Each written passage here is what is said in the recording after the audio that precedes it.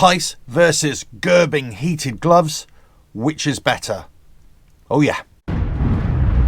RevelatorAlf. Hello, welcome to RevelatorAlf. So this is a comparison video between the Gerbing XRL heated motorcycle gloves and the Keis G701 shorty gloves.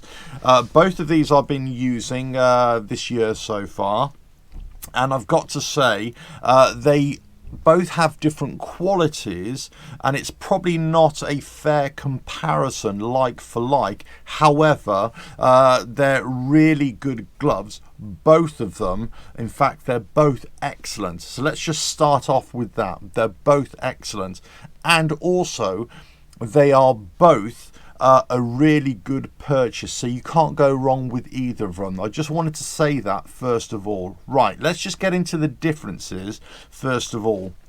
This is a shorty glove, so it's got a short wrist area, and these are really more designed to go beneath your motorcycle jacket part, whereas these are more designed to go over your motorcycle jacket. Now I suppose it really depends which side you want to go. Would you want to have your gloves under your jacket or over your jacket? I've already had these to go over the jacket, so when I got in touch with Keis, they actually said, well, what do you want, the over ones or the under ones? I said, well, send me the under ones.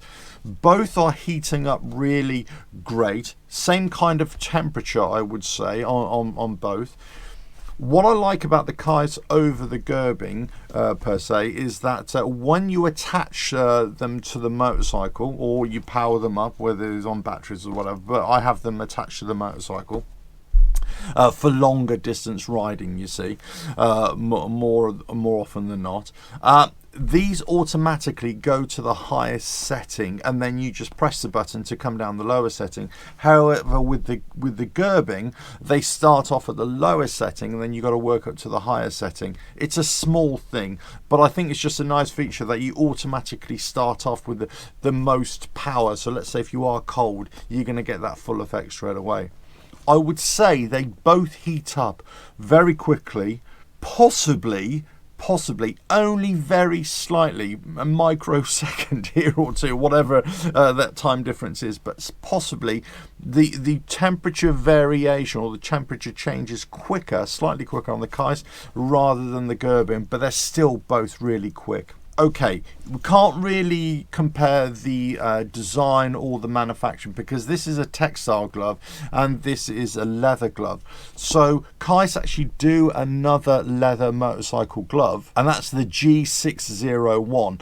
So that's heated as well. So that's possibly a better comparison to make with this Gerbing as well. Again, it's a longer wrist area as well. It's leather, it's heated.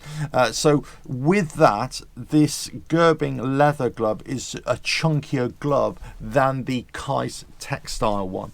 So you could say, in general terms, without any heating element, this is a warmer glove, but this is still just as warm with the heating element working. It's not so much that it's a lightweight glove, but it's a more streamlined glove, and it's a shorty glove just for going, under the jacket as well. So possibly this would be more for day rides, maybe more under the jacket sleeve. If you wanted the over jacket wrist area, then I'll go for the other ones, the standard gloves in this G701, or go for the leather ones, the G601s as well. But in terms of padding, both great, both good, really good build quality, both armored up as well, both got a bit of finger armor or protection padding there as well. Both have got a bit of palm extra protection here, extra stitching, extra layering on the palms as well for wearing out. They're both good gloves, but you can basically see that one is a little bit of a thinner glove, whereas one is more chunky. So if you're looking for possibly better manual dexterity, I would say possibly the Keis. If you're looking for just a generally warmer feeling glove, I would say the Gerbing. This is without heating, okay? But when the heating is both on, because let's face it, you're going to have these gloves to use for heating, right? I would say they're both the same. Okay, let's talk about waterproofing. If you watch my reviews of both gloves, they both were completely waterproof because of that Apora lining that they've got in there. However, the Keis gloves as well, on the outside, it seemed to repel the water a lot. Well, amazingly, there was no water absorption at all on the top layer. On the underside, yes, the outer layer, there was a bit of water absorption, but hardly anything at all, really. On the leather glove, yes, from Gerbing, yes, there was some water absorption, let's say a little bit, on the outer layer, and it's the same, it's a leather glove, right? But because of the Apora layer, there was definitely no leakage at all, so absolutely completely waterproof, both gloves. But if you're looking for a glove, let's say that completely repels the water on the outside of the glove, this is the one. This is the one for that purpose. However, they're both exactly the same. I've got to say, when I've been riding with this glove and this glove, both in the rain, I've had no issues with it whatsoever. Yes, these are slightly damp when I've come back home, let's say. But inside this will absolutely dry, no problem at all.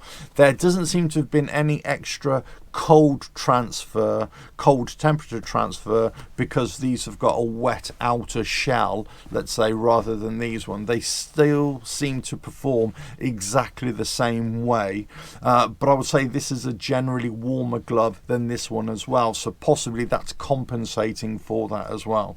So, you know, whilst this gets a little bit wet, it's generally a warmer glove than this that probably doesn't get wet, but it's possibly a thinner material, so it's more of a generally a colder glove without the heating on. As I say, I still need to emphasize without the heating, but with the heating, they're both really great gloves.